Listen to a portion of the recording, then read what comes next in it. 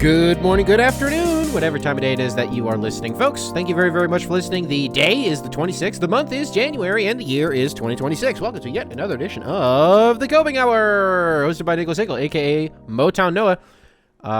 Been a lot going on since the last time we spoke, and,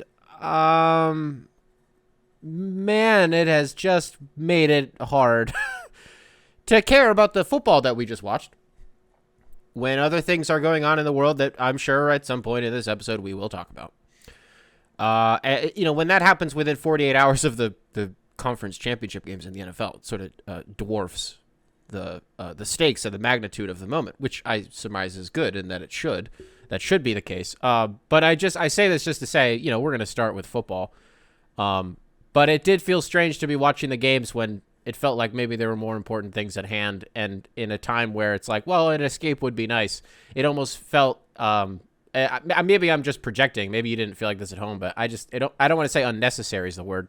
I'm not asking the NFL to cancel playoff games. I don't think they should have. I admire that the Timberwolves, they postponed one game. I admire that. It was the right call. It was the right thing to do. It's not reasonable to ask any other sports leagues to, not play not play the games. That's not what I'm saying. I'm just saying, like, it's just hard to enjoy the games when, other shit's going on. You want something uplifting? Here's a little uplifting thing, before we actually do all the football stuff. So we left the house earlier today. We took our son, to an undisclosed location here in Chicago. There was like a kids' day going on at a place that we could get in for free, and it was like this big like carnival kind of thing for kids, this big indoor thing. And it was normally like $40 a person to get in, but we knew the right people and we were able to get in for free. And so it was really cool. It rocked, balloon animals. They had damn Plinko, bouncy houses, free popcorn, games, and all this stuff. Little photo booth, just stuff for kids. It was really, really fun. It was really cute. All these little kids running around. It was adorable. It was really fun. Well, while we were on our way to that, that's not even the uplifting news. That's just cute, right? That's just good old fashioned family fun. And it was. But while we were driving there, for a lot of us in America right now, but specifically not just specifically anywhere, a lot of us in America right now are experiencing a blistering cold, a brutal cold. Friday, Saturday was negative. It ranged between like negative 20 and negative 30. We only have heat in one room in our house. So I felt so bad. Rudy, producer extraordinaire, Rudy St. Clair, he's the creative mind, one of the creative minds behind all of the Jacob, a.k.a. Rusty Buckets videos. Well, Rudy had texted me. He's like, hey, bro, like, I got a video for you to edit if you want to, if you got the time. I felt so bad. I'm like, bro, I'm literally attached to my kid right now. It's negative 30 in the house. Well, not in the house, but outside. And it's like, I'm just trying to make sure I can't do anything right now. I'm attached to my kid. That's not the uplifting news either. That's just, it's cold in the house. No, the uplifting news. We're sitting at a red light. I mean, just the fattest snow you've ever seen in your life. Those real thick flakes where it's perfect packing snow. The conditions are such where you could just roll a nice big snowman. It would have been perfect. We ended up getting, I don't know, maybe like 6 inches of snow here in Chicago. Again, on top of it being, minus 15 all day. And so while that's going on, it's miserable conditions outside. There's a guy sitting at the corner of this intersection, and he's backed up against the wall, and he's sitting in a wheelchair, and he's all bundled up, and his head is just down like this, right? And I don't know, I'm just kind of looking at him, and this woman walks over, and she hands him a bag from Dunkin' Donuts, and like a little cup, like just a little coffee cup. It's unknowable what was in the cup. It's unknowable what was in the bag. And I start to say to Maddie, I go, look over here. What's going on over here? The guy's face was an expression of gratitude that you have never before seen in your life. This was clearly just a woman who saw a guy who was sitting out in the cold by himself, had, I would imagine, nowhere else to be. He was sitting in a chair unless somebody just, left him there. His wheels were rusted and he couldn't move. I don't know. Imagine he didn't have anywhere else to be. And this woman, there's no cameras around. She's not doing this for the gram, She's not wearing a lav mic and there's somebody around the corner, like mockumentary style, like doing Succession Zooms on her. No. This was just for the love of the game, compassion, humanity. It was very, very nice to see. It's a very quick interaction. She kind of just hands it to him. She smiles, she waves, and she walks away. And they exchange pleasantries, whatever. She walks away. This guy, for the next 45 seconds that we could see him until the light turned green and we drove away, did not touch, he didn't take anything out of the bag. He just was staring at what he gave her, what she gave him, and he was just smiling at it the entire time. And I hope that guy, he's probably having a really fucked up night. It's terrible outside, but I don't know, for a moment, There was some levity in his life, and it was just nice. It was just really cool to see somebody, again, in light of recent events especially, it was just nice to see somebody doing something nice for somebody that they otherwise do not know at all. And that's it. It's just a nice little thing for you guys. Okay, let's do ball. The Super Bowl is set. It happened. The Seattle Seahawks are going to play the Patriots. The Patriots, the tortured fan bases of Boston sports, finally, after all these years, they finally get to a championship game in any of the major sports. Good for them. They really needed this. Fuck them. This sucks. Oh, my God. This sucks so bad. This sucks. If it was Brady, if it was still Brady somehow 30 years later, I'd be like, oh, cool. We just get another Brady Super Bowl. I would love it. But this is a completely new thing. I'm not going to say it's a completely new dynasty. You're out of your mind. I don't want to start this thing by being like, hey, isn't it crazy that one of the teams that's in the Super Bowl isn't even that good? Because Patriots fans are just going to get mad. Don't care. How about that? Don't care. It's one thing when I'm mean about the Eagles, and then Eagles fans get upset with me. Well, some of you guys, I feel bad that I alienate you. It's just I don't like the team. I don't care at all about it's the Patriots. It was it's like somehow Palpatine returned. Somehow the damn Patriots returned. We're doing this again. Patriots are a good team. They're not fake good. They just played horrible teams all year. They don't have a good offensive line, but they have a good defense. Mike Vrabel, man. Why don't you just say something nice about the damn team? Mike Vrabel. Oh my God, what a coach. What a coach, what a guy. It just stinks, and it stinks for if you're a Patriots fan. Not that you care. You're going to the damn Super Bowl, so what really stinks about this? Well, is this, what stinks for Patriots fans? Nothing stinks for Patriots fans. They're not going to care. It doesn't matter. But it does stink, I guess, just for me and for everybody else, that there's nothing to really talk about from this game. Stuff kind of happened in this game. I think we kind of trick ourselves sometimes as fans, I think is all that it is. I think we kind of trick ourselves, and when the weather is funny, whether it's rain or snow or I don't really know, whether it's something in between. But in this instance, it was a blizzard. The fourth quarter of this game, massive snowstorm happening. It's a goddamn miracle to me, just as a quick... No, I need to finish what I'm saying. It's so funny that we see weather like that, and we're like, oh, this game's good. No, the game wasn't good. It was just that our brains got tricked because the weather was funny, and so it may have seemed like it was a good game. It was only fun because the weather at the end became inclement and was not good. Impossible to play football in those conditions. That's why every other play was a 3-yard loss. There was a sequence, what was it? Denver finally had a chance to tie it up because it was just a field position game. It was like if you can, and they ended up, they backed the Patriots up on like their own 10. They go absolutely nowhere. I mean, the first play from scrimmage, Ramondre Stevenson slipped in the backfield. Drake May poops his pants. He immediately slips and he falls down. He's probably going to give himself up anyways, but it definitely looked like it was a little bit of a slip. The Broncos get good field position. They basically just have to go like 15 yards, and they're in kind of field goal position. But in this weather, it wasn't really field goal position. You get it up to the 35, and it's like, this is a 50-yard field goal. You're not making it in these conditions. And then, they end up lining up for the field goal, and it did get blocked. And if it didn't get blocked, it looked like, it's impossible to know from where the ball was, placed down, and then where it got tipped was, a 5-yard difference. So who knows what the trajectory would have been with the wind. But you imagine it might have gone in. It might have, but it did get blocked. Bo Nix wasn't playing. Like the Patriots, it's not like they played a good game. The Broncos also did. Well, the Broncos both defenses played good games. That's what I sit here talking about the weather. It's like, well, and then every other play was a -2, -3. It's like, well, what does that mean? It means that the defenses were good. Yeah, but again, it's easy to be but the defense has been good all year, so I don't really know what argument I'm trying to make here. That first half, Drake May appeared to be playing on some sort of muscle relaxer. Maybe it was an amphetamine. It's unknowable what Drew May. I'm not going to be able to say anybody's names today. It's unknowable what Drake May was. Ambien. Maybe it was Ambien that he was taking in the first half. It was a stink fest. All week it's like the Jarrett Stidham propaganda. It never got to me. I admire my brain for being uncorrupted by the Jarrett Stidham propaganda. I listened to like maybe 5 or 6 podcasts about it over the week, leading up to this game. I watch First Things First and, Get Up and Colin Cowherd. I watch all these, all this shit is on in the background. One of these channels is on in the background pretty much all day. So like all I hear is this stuff. All I hear is people talking about Jarrett Stidham all week and, well, coming out of college, and when he was at New England, and then Josh McDaniels, he stole him and he took him to Vegas, and then Sean Payton was like, I gotta get this guy, and he brought, what I mean? I've heard all of this bullshit, and it never got to me because I was like, I have eyes and a brain, and both of those things for the last 6 years, more than that. When was Jarrett Stidham at Auburn? Almost 10 years, like 2018. All of the things, like every single time you watch him play, your eyes and your brain tell you the same thing. This guy stinks. He's not a good quarterback. And so, I don't know, when you slot him into an offense where Bo Nix doesn't have to do that much all the time. It's just that he's a super, athletic guy, and he does. But the Broncos offense, so much of it is just like, playing in the boundary, and these, the screen game for them is so big. Turn around, hand the ball off, or like throw it directly like horizontal. You know what I mean? Like that's so much of their game. And especially with this weather, especially down the stretch, you weren't really going to be throwing deep balls. And then what happened at the end of this game when Jarrett Stidham threw a deep ball? Threw a moon ball, and it was an interception to Christian Gonzalez. Shoot!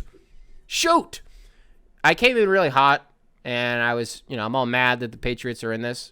Yeah, I think it's, I think it's poop. I really, and it's the worst part of this is, I have nothing to say in a way that, I'm supposed to, on a show like this where I'm supposed to not, we don't really dissect things in a super analytical way. I just can't communicate. Like, I just think this stinks. The AFC stunk this year.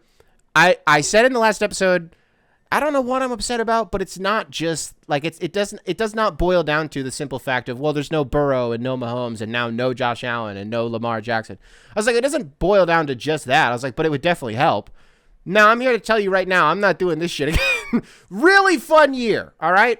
Really fun year. The playoffs, by all accounts, were great. There was one bad game, and it was the Seahawks-49ers game. The 49ers weren't even a real team in that game. But the Seahawks, I mean, that's not to downplay the Seahawks. We're going to say nice things about them later. I'm just saying that wasn't a good game. Otherwise, the playoffs have been great, and we have no reason to believe that this, given the very recent history, that the Super Bowl is going to stink just because the teams that are in it are like, oh... just because the quarterbacks that are in are like, oh, wow. So who do you got? Drake May or fucking Sam Darnold? Oh, my God. I'll be the first to say it. I'll be the brave one to say it. I know we're all thinking it. I wish it was Lamar. I wish it was Josh. I wish it was Mahomes. I wish it was Burrow. I wish it was anybody else. I wish it was anybody. And maybe I wouldn't even be saying this if it was like Trevor Lawrence to the Jags. Shut up. Yes, you would. Yes, you would. It would be easier to digest because it's not the Patriots going to their 12th Super Bowl. Tom Brenneman, I always call him damn Tom Brenneman. Kevin Burkhardt said to Brady at the end of this game, they're doing a promo for the Super Bowl. Oh, and the Patriots, they get in for the first time since my partner here, Tom Brady, left the team. Do you think that pissed Tom off? Like, what do you think he feels about this? Do you think Tom's mad? Because we don't know yet. I mean, maybe he talked about it at some point throughout this game, and I just wasn't paying attention. I was on my phone or something. I don't know. Maybe he talked about it pregame. I didn't hear Brady. I mean, I guess he did then, kind of go into a thing about Vrabel. Well, but on the air in the middle of that broadcast when they're promoting the Super Bowl, he's not going to be like, I'm so fucking mad. He's not going to maul on the broadcast. You know what I mean? What would he be mad about? There's nothing to be mad about. Because it's like Belichick's not there anymore. Maybe he would be a little pissed off, just begrudgingly happy that the Pats are in the Super Bowl because it means that, Belichick was able to do it without Brady, which everybody said that he wouldn't be able to do. And it's so far it turns out, like what we're learning from this breakup, from this trio breaking up, I'm including Bob Kraft in this, the owner of the Patriots. What we've learned from this is, well, Brady left and immediately went to another Super Bowl and won with a different team. Didn't have Belichick as his coach. And then Bob Kraft whiffed on his first coaching hire, whiffed on the first quarterback immediately following Tom Brady. Whatever. It happens. Literally everybody else has experienced this before. It's just that the Patriots went 20 damn years not having to worry about it. They whiff on Mayo and they whiff on Mac Jones. And then what? Drake May just kind of falls into their lap. Mike Vrabel spends a year away from coaching. People just were scared to hire him for reasons that are still unclear. The Patriots are like, fuck, we'll take him. We'll take him. It's a former player. And Bob Kraft, this is where I'm going with it, got the team back to the Super Bowl. Huh. Will someone remind me what Belichick's doing these days? I can't remember. If someone will jog jog my memory. What's Belichick doing these days? Huh? Just something to chew on. I don't know. I always got so pissed off about this as a kid. I would always get so fed up fired up rather, over the Brady Belichick thing, like who actually needs who. I remember as a kid, I would get so damn worked up over in defense of Brady. I'm like, Belichick can scheme whatever he wants. He can put whatever, he can do whatever he wants. He can put up whatever personnel he wants on the field. Brady has to make the throws. That's it. And that's the take. That's literally, Brady is the one that has to make the plays. And so and by the way, the last 8 years that Brady was there, he was the one he's doing like real like Aaron Rodgers shit out there. Like he goes up to it's not quite the same. What Aaron Rodgers was doing this year was insane. Like every game, it wasn't every game. That's hyperbole. But at least in the last like 4 games of the year, when they were just like, Aaron, go figure it out. I don't know who knows what the fuck's going on anymore. Arthur Smith and his damn racket. Arthur Smith failing upwards, him and Matt Patricia failing upwards and becoming coordinators at Ohio State is shocking. And the fact that it went as well as it did for Patricia this last year is sickening to me. You imagine, I don't know why it would be any different with Arthur Smith. No, I don't. I'm sorry, Patriots fans. I got literally nothing happy to say for your team. I'm bummed that this happened. Broncos fans, you got to be so sick. Oh, my God, you must be so mad. Who's more mad right now? Broncos fans have Bills fans cooled off? Are they good yet? I mean, no way. No way. They fired their coach somebody's head had to be on the chopping block. I just don't know that. It's okay. Well, hold on. Let me say this next part. Well, if it's not because they lost in the playoffs, and then the team that they lost to, their quarterback was just dead after the game happened. If it wasn't that, then it was Sean McDermott getting fired. If it wasn't that, then it was the owner and maybe the funniest press conference. Well, not the funniest press conference we've ever seen, because the Ravens guy had one like a week earlier that upstaged that one. But in terms of absurdity, yeah, that Bills owner press conference with the Brandon Beane with the GM, Pagula. What's the guy's last name? Fucker's last name. Pretty funny to be up there and be like, yeah, I don't think it was Sean McDermott's fault, because I also think that one play was a real catch, and so that's not Sean McDermott's fault. And he's like, why the fuck did you fire him then? And so all this stuff, you've probably seen this, you've probably heard about this. I don't need to, open up the whole can of worms here, but they got a lot of stuff going on over there. You think they're more mad right now than Broncos fans? Because it's like you have that defense, and all you need, because really what it comes down to is this: did Bo Nix playing in that game win you the game? Yeah, I mean, with a 10-7 score, I don't know how you could say that he wouldn't. Bo Nix can't get 4 points. Well, how the hell would he get 4 points? You know what I mean? Surely he could have. I mean, the last. I just think once the weather started to get as bad as it was in the fourth quarter, and it happened real quick, we went down here real quick. And this is what I was going to say earlier. When I said, matter of goddamn fact, and I said, no, stay on this. Don't get confused. I was getting so mad. The weather, it bothers me so much because it doesn't make any sense, and altitude doesn't make any sense. Explain to me why I'm watching this game, and Denver is how many thousands of miles closer to the moon than I am where I'm currently sitting in Chicago. Thousands of miles higher than us. Right? They might as well reach up their hand, they could pull down the damn moon, ruin all the menstrual cycles on the damn planet. So why is it 20 degrees warmer? That doesn't make any sense. They're closer to space. That doesn't make any sense. Why is it warmer over there? Heat rises? I suppose that could be it, Nick. I suppose that could be it. We're getting a blizzard over here. I check my phone. So they show on the screen, they go, in Denver right now, the real feel is 12 degrees. I'm sorry, the temperature was 12 degrees. The real feel was 10. I pull out my phone, and it said that the temperature was 6, and the real feel was -4. I said, this game might as well be played at damn Florida. Are you kidding me? Let's take the kids' gloves off. Let's get sick. And then it was like 30 minutes of real time later that they had to like digitally present the lines on the field because there was so much snow. You couldn't see anything. Okay, all right, never mind. I take it back. My bad. But then the weather was so bad that the game became completely unplayable and Jarrett Stidham couldn't do his magic. So what I'm asking here is if it was Bo Nix that was playing in that weather, we're that convinced that it's a different game? Well, of course the complexion of that game is completely different. And I'm going to just put a hand up right here. I don't even know what I'm arguing at this point. I don't even know what I'm arguing. Because if I'm saying, I don't need to explain this. It fucking doesn't matter. The Patriots are in the Super Bowl. Patriots are in the Super Bowl and they're going to be playing the Seahawks. Here we go, folks. Seahawks and the Rams. Let me Google this really quick. Let me make sure I got this right. So we're about 20 minutes into the show, which means 25 minutes ago the Rams Seahawks game was still going.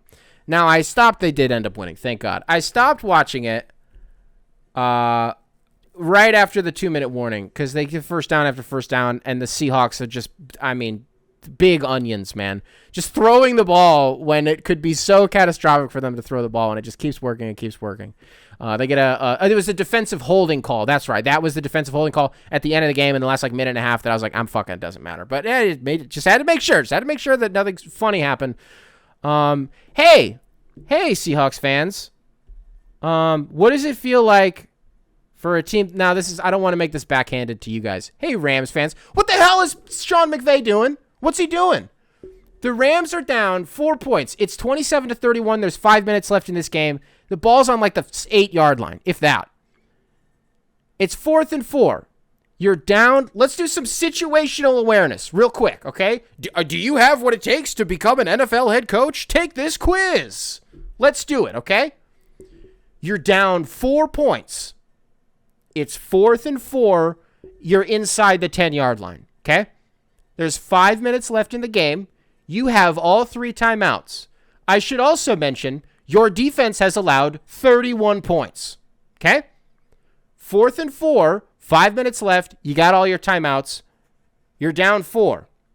What do? You can either take the points, and then you're only down 1, and our defense that has otherwise not played well in this game at all can afford to let up a touchdown. Hey, if they let up a touchdown, it's okay, because if they kick that extra point, it's still an 8-point game. Now, they could go for 2, but that would be suicide, and we don't need to open the can of worms all the way, you know what I mean? But you're still down 1 possession. Take the points. Or you could say, what if we risk the season? What if we put it all on the line right here when we don't need to, when we absolutely don't need to, and then when we don't convert, the other team has the opportunity to just run the clock out, which, by the way, is exactly what happened. Why the hell did they not kick that ball?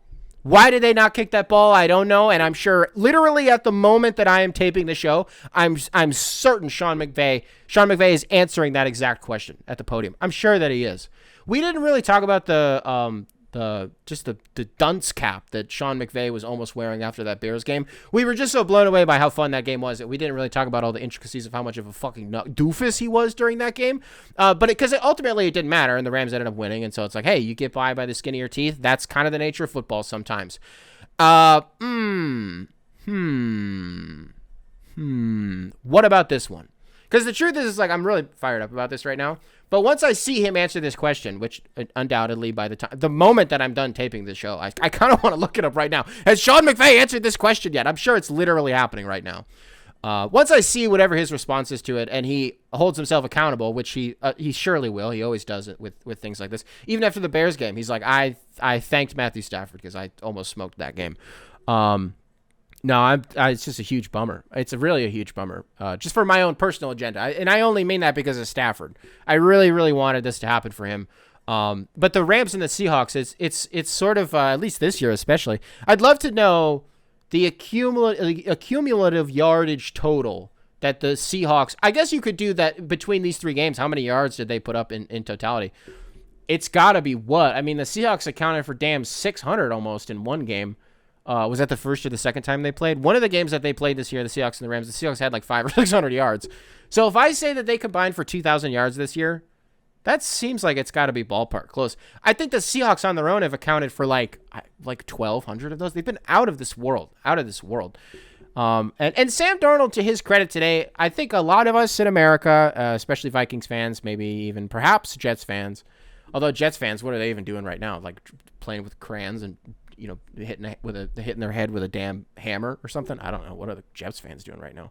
I think we were all expecting the 4-interception Darnold game where he just sees ghosts the whole time, and they've over these last few days they've really peppered in the whole he's got an oblique strain. He's oblique, does not feel good, and that is a really hard injury to throw with. I mean, any injury is really hard to play a sport with, but your range of motion is so limited when your side, because your oblique is, I don't know if you're watching today's show, your obliques are right in here. They're on your side. I hurt one of mine one time when I was playing backyard baseball. This was years ago. It's not fun. I'm just like you, Sam Darnold, only I was 9. He was good. He was good today. And Kenneth Walker is another player that, and I was thinking about this during the game. I don't know how to present this in a way that doesn't sound like, why does everything have to be about like this and like the way that, like, I'm not trying to do like a legacy thing here for Kenneth Walker, but I just watched the way that Kenneth Walker makes dudes miss and the way that he moves like linebackers around on defense and just the jukes that he's able to pull off. He's crazy. He's crazy. He's been crazy. He's been sick. He's been nasty. He's been doing wild style stuff since Michigan State, since, by way of, was it Wake Forest that we got him from? Kenneth Walker is really damn good, man. Kenneth Walker to Wake Forest is like Jahmyr Gibbs to Georgia Tech. How's that one? That's actually really good, Nick. Good job.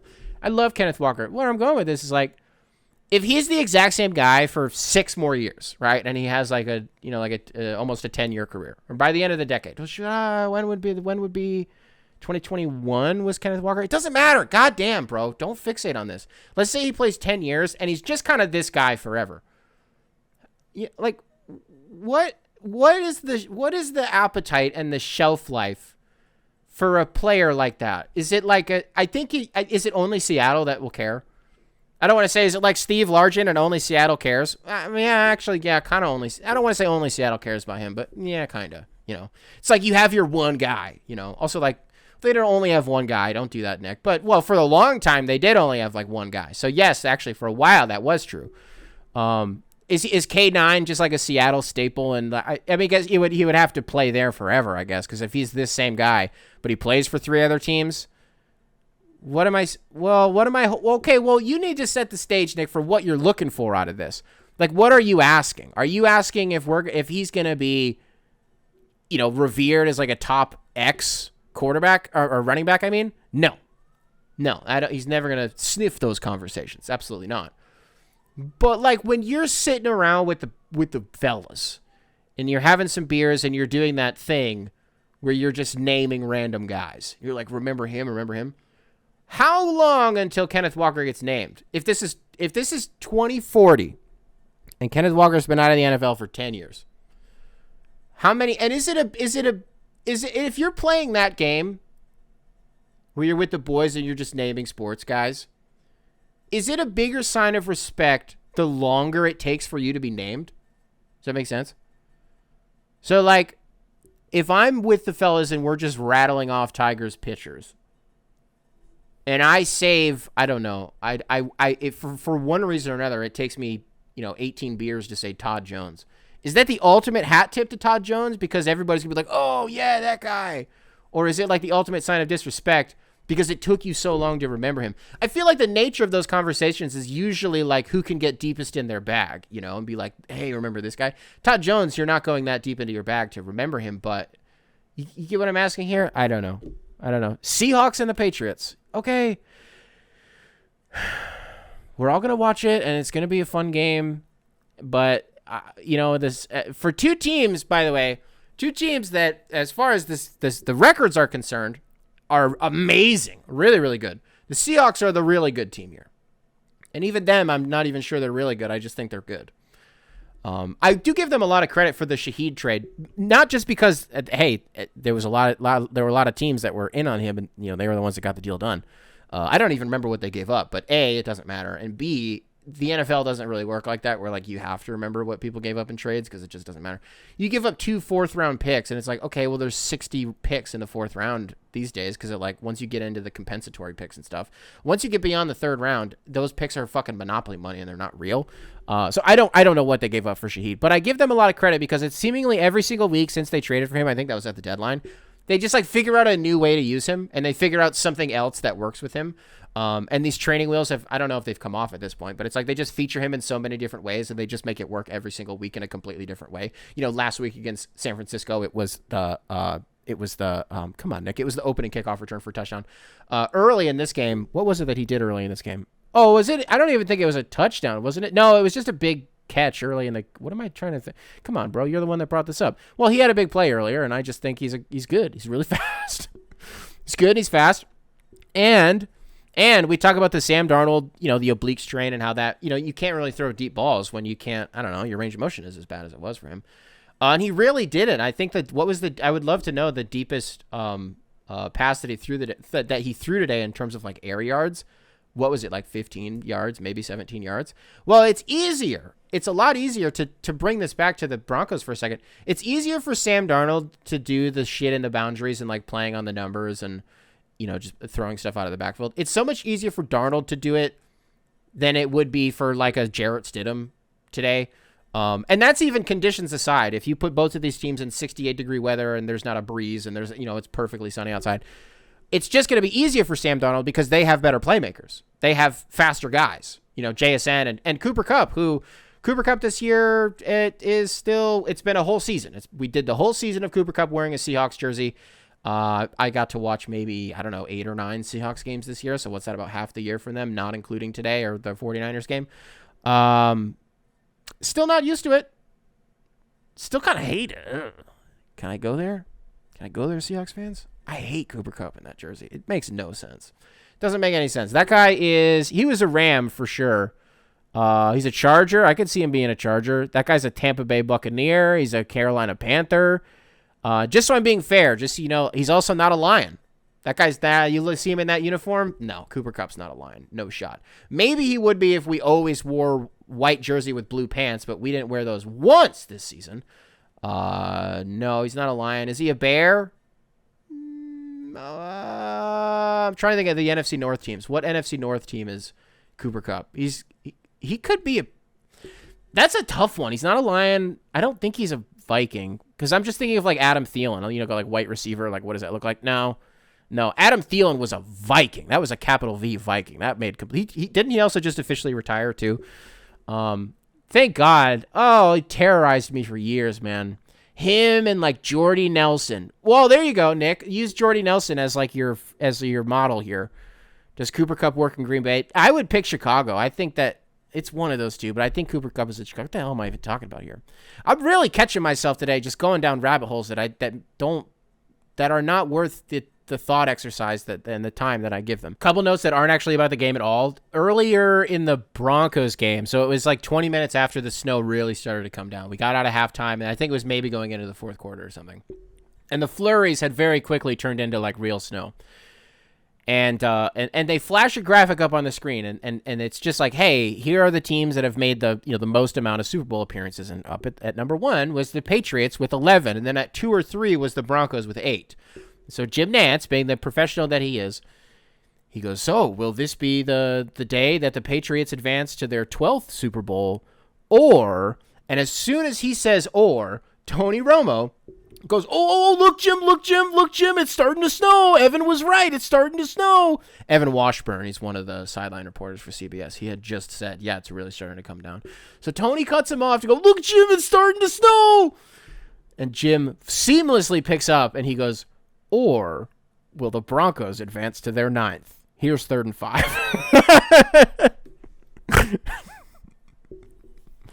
I'm so bummed we're not going to hear from them until September. I wish they had the Super Bowl every year. And this year we get Tirico and Collinsworth, and they'll be good. Any of these booths would be good, but it's just different with them. And Nance is the professional of all professionals, and then there's Tony Romo, who's in the booth. Some are saying he's been drunk all year. People have been so mean to Tony Romo this year, and I don't appreciate it. Don't approve. And then there's Tony Romo just getting distracted by a butterfly and drawing pictures for Jim in the booth.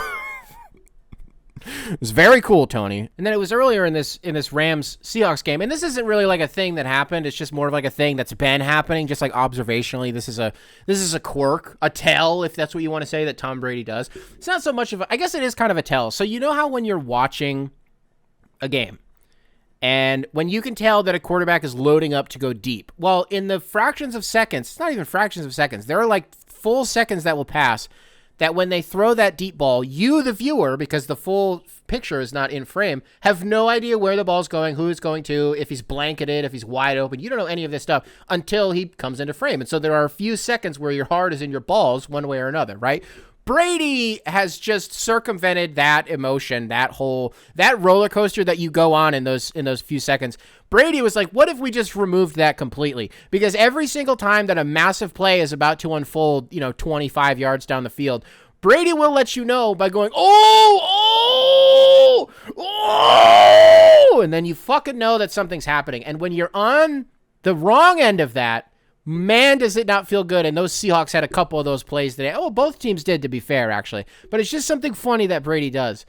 And everybody, I say, people have been really mean to Tony Romo. Well, they have been. They say he's drunk. They say his heart's not in it, that he's depressed because Mahomes is not in it. And then everybody took a clip of him accidentally calling Josh Allen Patrick Mahomes in that Broncos game last week. But the reason that he did that, and this is what you don't get if you just watch the clip, is literally 2 seconds before the clip starts, they were showing a graphic about Josh Allen's playoff losses, and most of those were to Patrick Mahomes, and so it was it was just top of mind. He's talking about Patrick Mahomes. He's not just doing a Chris Collinsworth where he's just for no reason at all just comparing a quarterback to Patrick Mahomes. No, but Tony Romo telegraphs plays perfectly. He does it all the time. There's this rumor, or not like rumor, but I guess you could say it's a rumor. There's this anecdote that's been floating around for the last, how long has Romo been at CVS? When did Tony Romo go to Walgreens? However many years they've been together. After the first year that Romo and Nance were in the booth together, there's this thing that started to come out where it was like, oh, CBS asked Romo to stop predicting the plays that were going to happen because it was getting mad. And people to this day still think that that's true. They still think that that's real. That's not. It's not real. It's been proven that it's not real. They've both said vehemently, it's fiction. It's made up. That's not real. Why the fuck would CBS do that? That does not make any sense. What does CBS care if Tony's like, hey, Jim, the quarterback is offset to the running back a little bit, and usually when the running back is offset like that, it means that it's going to be a run inside. And then when invariably it is a run inside because the guy quarterbacked the Dallas Cowboys for like 15 years, you at home are supposed to be like, Tony, what? You ruined the play. You didn't know it was going to be that play.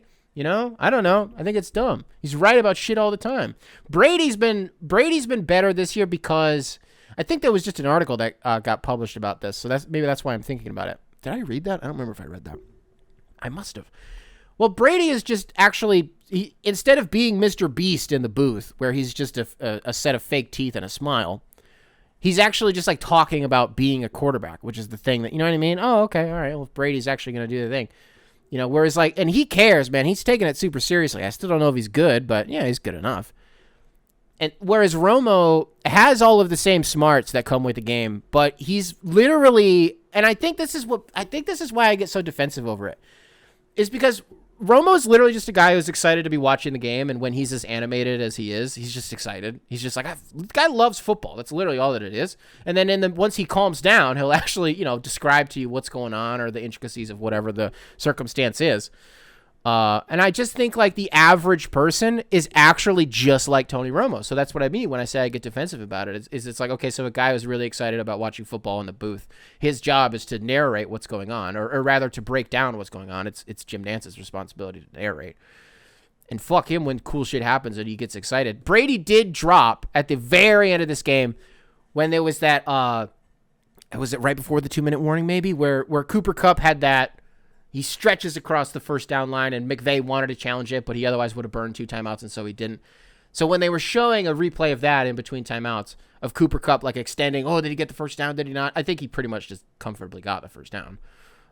We got I don't know, KB. And I was, cease and desist. If I'm CBS, I'm sending the letter immediately. Cease and desist, Tom Brady. You do not get to say, I don't know. Insert play-by-play announcer here. You don't get to say that. That's a verbal trademark from Tony Romo.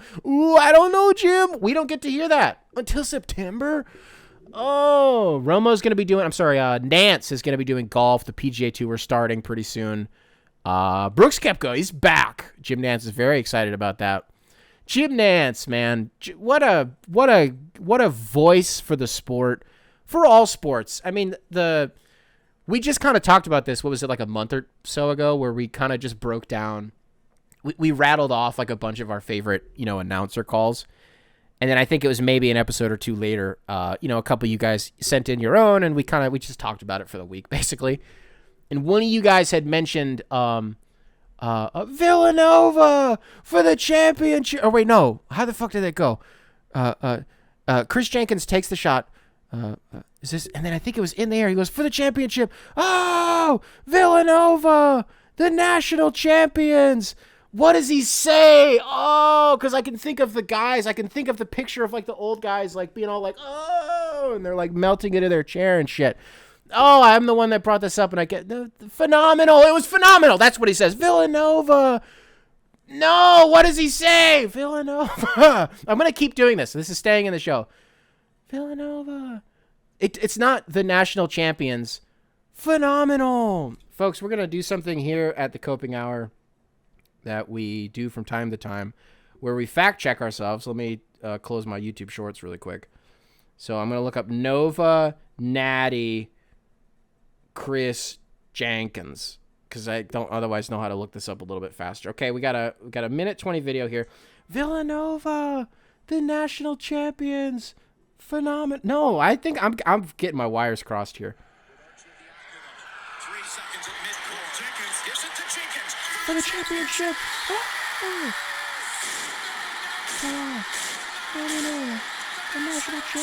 God damn it, Nick. Stick to your guns. You just had it backwards.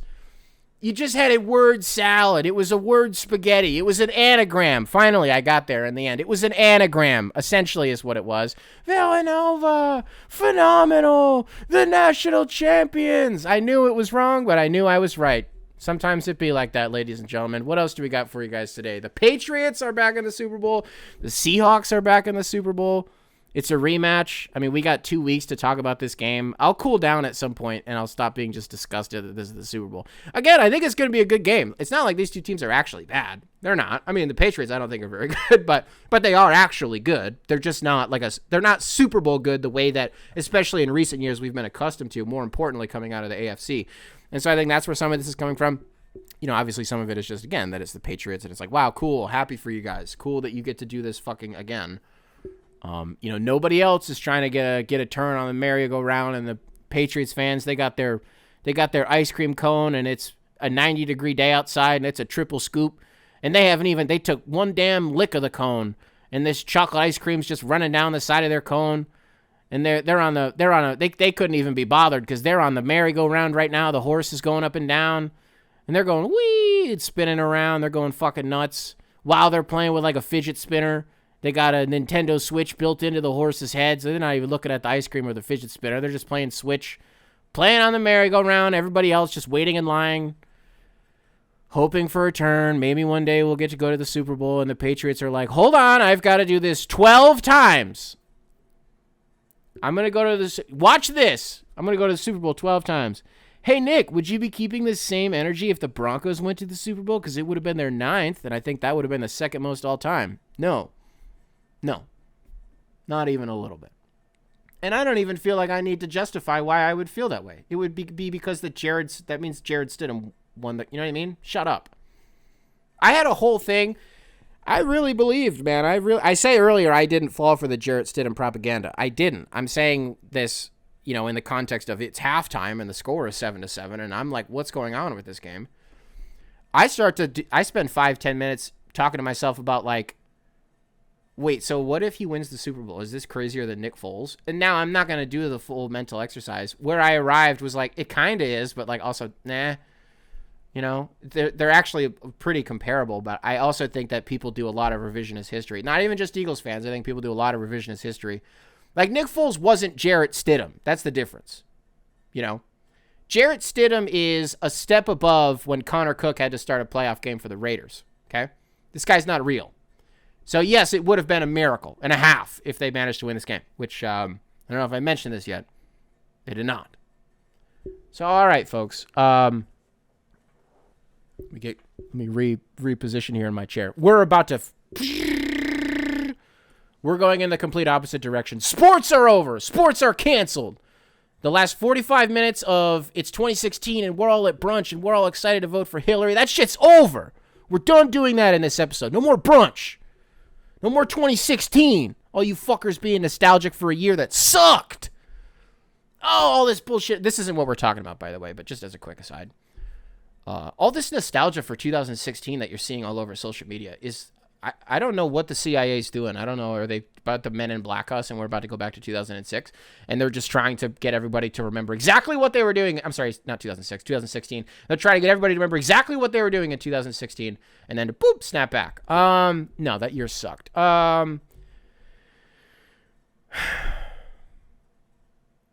I, like a lot of you, have had a hard time in the last couple days. And I'm just going to be honest with you. I don't know. I don't know how to really get into this. We did get an email about it that I thought was interesting and that I'd like to read. And maybe this will give me the strength and the courage to get me going on it. I know I'm being evasive and vague about what we're talking about, but you know where this is going. copingoursubs@gmail.com, spelled phonetically, email available in the description wherever it is that you listen to this program. Cameron sent this one, and Cameron, potentially welcome back to the show. I recognize the photo of your email. Subject line, being an American right now and how the world sees Trump. Hi, Mr. Cope. I hope you and the family are well. I know it is normally the dynamic. This guy's not from America, by the way. Just because I say that just because, sorry, in the last couple of episodes, I feel like we've done a lot of emails about, like, here's what it's like to be an American. I honestly haven't liked the way that it's come off. And so I just want to set the stage. This guy's not American. So the perspective, I think, is, anyways. Back to the email. I know it is normally the dynamic that you will read emails of people who are reporting into the show from different areas of America and indeed the world to other different experiences, to offer different experiences. I also appreciate that you may be tired of the politics happening around you, but as someone who lives in the United Kingdom and as somebody who is very invested in the news coming to me through social media, I wanted to ask a question to you. Social media is not real life, and I completely understand this. In the UK, we have a bit of a right-wing immigrant-hating problem going on right now. If you only looked at tweets and the racist posts on Instagram, you would think that this was much more prevalent than it actually is. This isn't to say it doesn't exist, but you only need to go outside to realize how much social media boosts this hateful view. My question is this the same as ICE in America? I have just seen the footage of the second person who ICE had executed, and I mean no disrespect to the victim by leaving them. Yeah, at the time that he sent this in, the name wasn't released, so we didn't know what his name was yet. So no worries there, brother. My feed is full of the incredibly brave people of Minnesota fighting against the atrocities that ICE is doing, and the social media perspective that is flooding me right now is a kind of solidarity against ICE, which seems to be very strong. I was wondering, does it actually feel like this is the case as somebody who is in America? I studied history at university, and I still chat to my old professors over email because they were cool guys. I learned about the history of America extensively across the 3 years that I studied, and the professor who taught me this also taught about the rise of fascism in Europe leading up to World War II. The first emails we sent at the start of Trump's second term included some of the stuff I couldn't believe was happening at the time, like Trump covering up certain historical topics in schools, like Elon's dodgy salute. Yeah. As the emails progressed, the things we discussed about Trump felt so absurd that it has begun to feel like fiction. In case you were curious of the world's opinion to Trump, I'm not, because I know what it is, but I respect what you're going to say here, and I don't know what you're going to say here, but I just want you to know I'm good. I know, we know, but I'll read this out loud. In case you were curious of the world's opinion to Trump, my professor thinks Trump is more of a Mussolini than a Hitler in the ways he conducts himself. But even this type of conversation and the fact that Trump can even be compared to these guys and it be justifiable is crazy. On the other extreme, Tommy Robinson has also asked that the U.S. invades the UK so we can have a Trump style of leader. This was somewhat big news here that probably didn't reach the U.S. No, it did not, brother. But I would emphasize that this viewpoint is not shared. I haven't really got a sports take after all of this. But OKC losing again is quite funny. When you sent this in, who would they have lost to? This just happened the other night. I just saw this. Was it? I don't remember who it was. Thank you very, very much for this email, brother. Your professor saying that Trump is more of a Benito Mussolini than an Adolf Hitler would be preferable. Not for necessarily what Hitler did. Now, I'm not comparing their atrocities and doing a trauma Olympics and seeing like, well, what numbers do I think Trump could put up? No, I mean, Benito Mussolini was hung in the town square and tied up and shot and stabbed 1,000 times, and then they smashed his face in. Him and his mistress. So maybe that. You know who found Benito Mussolini? Someone can correct me on this. I'm not totally up on this. And honestly, again, I just read the email basically for the first time, so I didn't know you were going to bring him up. So again, I don't know if I'm right about this. So how did Benito Mussolini get caught? And don't worry, we will get back to ICE, and we will get back to Trump getting his head fucking blown off and smashed in. Benito Mussolini fled, and he left with his mistress. And then they were like at like a checkpoint trying to leave the country or something. And revolutionaries, like one of them like spotted, they like recognized him. They were like trying to be disguised, but they were wearing like fucking Mr. Potato Head noses and mustaches. Yeah, and then they captured them and they tried to. The funniest thing to me about Benito Mussolini, that I don't know if people know this. I don't know if this is like a Snapple fact? I don't know if this is a thing that people know. Guy hated pasta. He said it wasn't Italian. He said that pasta was antithetical to like Italian values. Huh? And so when Mussolini and his mistress, when they were being held captive by these revolutionaries, they fed them pasta. They're like, here you go. This is your last meal, pussy. Like, go ahead, eat up. Bon appetit. And Benito Mussolini didn't eat it. He didn't eat it. And then it was the next day. There's some conjecture about how it went down and how they got killed and like how it. I think it's he said, she said, I believe, but. They both got shot, and then they hung them up, and people basically got to take turns coming up and stabbing them and like beating their fucking faces in with a bat.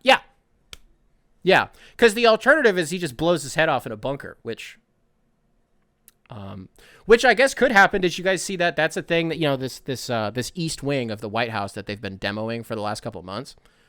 There's a thing that just came out recently that they're actually also. They tore apart the bunker that was underneath, like the command center that was underneath that ballroom too. And they're just like oh my God, brother, get it together. Renovating it. They're renovating it completely. He's got a new bunker underneath this ballroom whenever it goes up. So maybe he'll kill himself in there. Be nice if he did. It'd be nice if he did. I do think it's interesting. Look, if you've been watching today's episode, the visuals for today in the background, I filmed today moments before the story that I told at the beginning of this episode where we saw the homeless guy get a nice meal and a nice warm drink, and it was really heartwarming to see that. I mean, it's devastating. I guess I should have said earlier, like, it's fucked up that he's in that situation, but I don't need to say that because you guys aren't 5 years old and you know what I mean. We drove through the protest today. Completely forgot that it was happening, honestly. And or the time that it was happening at. So we drove through it accidentally, but I'm very, very glad that we did because we saw a lot of people show out in Chicago. But I got to tell you something. My brain's getting confused on something. And I don't know why I'm feeling this way. And I think I just need to verbalize this. Because I think I don't want to say something that I really like. I don't think I'm going to say something I regret, but I just want to make sure it comes off the right way. And I'm not sure that it will. I see all these people organizing, and that's a plus. That's a big deal. It's a really big deal. You see, hundreds of thousands potentially of people organizing in Minnesota, in Minneapolis, on a day that is otherwise minus 20, minus 30 degrees, and they marched, and they held their signs, which is great. But when I see people walking to these protests with their signs, and on those signs it says, the only good Nazi is a dead Nazi. I've been seeing those for a while. We've all been seeing those signs for a while. They're not new this year. They're not new last year. They weren't new in 2020. We've seen these a lot over the years. But as this last year has intensified, they only seem to have more significance, and they only seem to be popping up more. So here's what I'm struggling with. It was the same organization that happened in Minneapolis, that 24 hours later, this motherfucker got shot, got mag dumped on the ground after he got disarmed, and seemingly it doesn't matter. Guy got murdered less than a day after that. So where am I going with this? What am I trying to say? It's hard for me to see people like... God damn, dude. I don't know how to say this. You can keep saying the only good Nazi is a dead Nazi, and you can keep showing to these protests with your signs, or you can go kill a Nazi. Go kill a Nazi then. Because you can show up and you can protest this action that has swept the country, and you can listen to these spineless cowards, these spineless liberals, Tim Walz, Barack Obama, maybe, AOC. We need to make sure this is peaceful. We respond to violence with peace. Right. Go make another sign then. Show up to the protest. It works. No, it's effective. It works. It works in some ways. You know in what ways it doesn't work? When 100,000 people show up and the next day the organization that you're protesting, the law enforcement agency that you're protesting, shoots a motherfucker who wasn't even at a protest. Guy going about his day, sees a woman being fucked with. He walks up and it's like, hey, leave her alone. And then he asks her, are you okay? They take him to the ground. They disarm him and they mag dump the shit out of him while he's on the ground. And the response to that, 2 days later, we're driving downtown and I see all these signs. The only good Nazi is a dead Nazi. Go kill them then.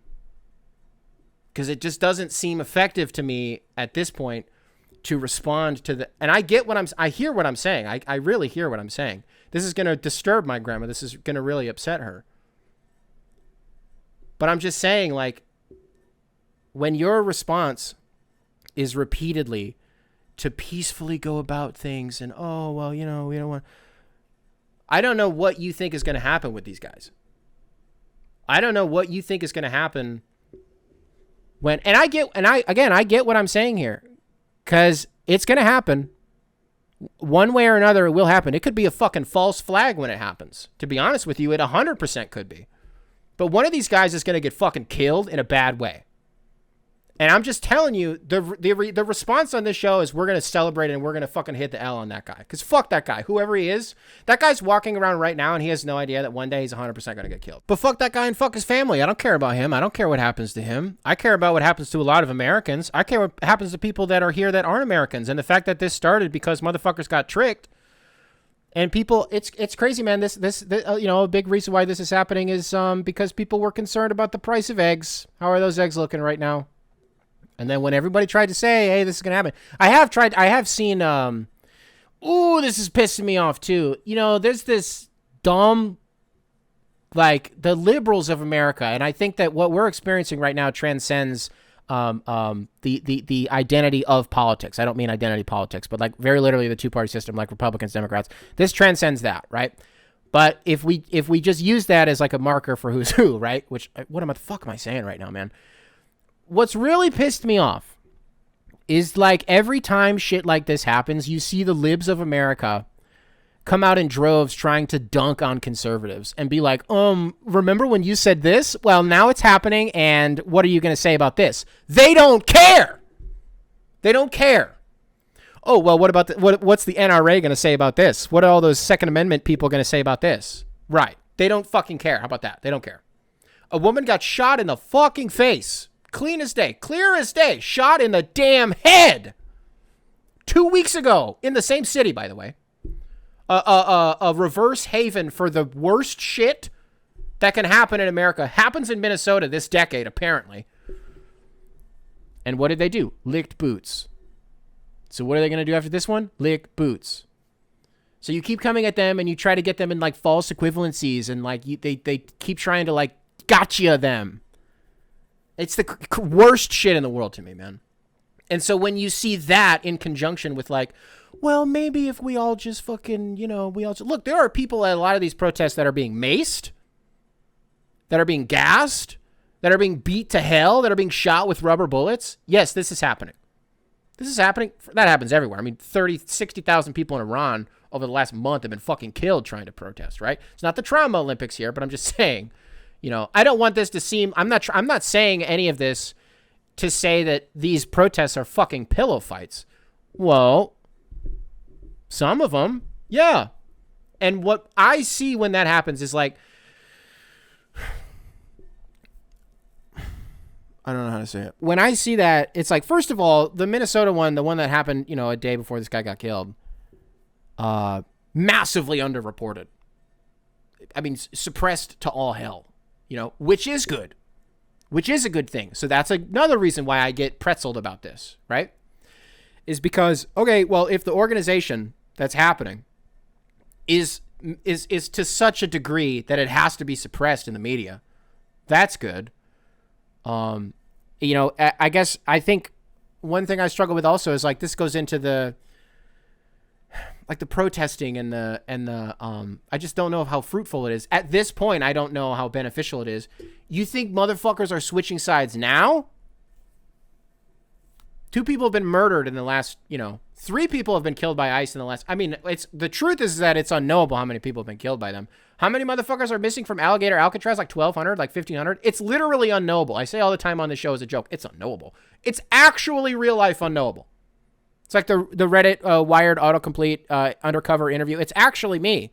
But it's actually fucking unknowable that these people, where they are, they've been disappeared.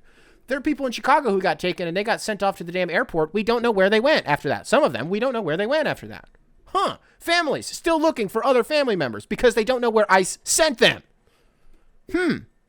I imagine we'll find out someday, and I imagine it's going to be fucking horrifying.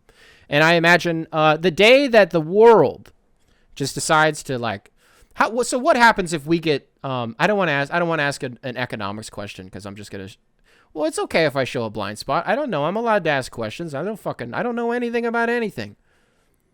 So like if we get I don't want to ask this. I'm sinking into my chair. I feel like such a fucking loser asking this question. But like, look, I know we don't. I'm hiding. If you're watching today's show, I'm hiding down here because I'm embarrassed to ask this question. You're telling me if the world gets together and they decide to sanction the United States economically, and they say we're no longer trade partners, and we're going to charge you 1 billion times over what we normally would other countries because fuck you guys. Are we sure the United States? I'm not going to say we can't survive that. I'd say there's a lot of shit that could happen in the next couple years, couple months. It's who knows. What I'm asking here is like, I don't want to just because if I just ask it as a blanket, like, so what happens if we get sanctioned? I know what it means, but I'm just saying like how bad does that get? I mean, I guess it depends. There's so much variance to what that actually means. Brother, I'm not sure I've answered your question at all. The question of like, is this something that if you step outside, well, I'm using the example of today. Yes, if I stepped outside, I could see people talking about this in a very open way. Right now, it's inescapable, I think. People can put their heads in the sands. I think all of us know at least a person or two who's kind of like, hashtags, I just like to stay out of it. It's so messy. I just like to stay out of it. It's crazy. Those people are fucking nuts. It's nuts. It's actual tyranny. It's actual fascism. It's here. They always told us it would arrive in the United States, holding a cross draped in an American flag. And then it actually did. And people were like, I don't know. I just don't like immigrants that much. Maybe you should just come here legally. Right. Okay. I'm going to stop talking about this for now, at least. Maybe we'll get back to it, folks. Alrighty. In a different episode. I'm sure we will. Who cares? I care very deeply. I mean, I think Maddie and I were talking about this earlier in the car. I think if we were at a different point in our life and we didn't have our son, I think we would be a lot more active. And I think sometimes that's hard, that we feel like where otherwise at points in our lives we were active in our community and we were feeling like we were making a difference, and it is hard not to be out. Spotify, nothing for you, because I'm fucking upset right now. But I love you guys. Apple Podcasts, what's up? If you're watching this on YouTube, be sure to leave a like, subscribe, nice little comment for the algorithm. Make sure to keep primary control in check.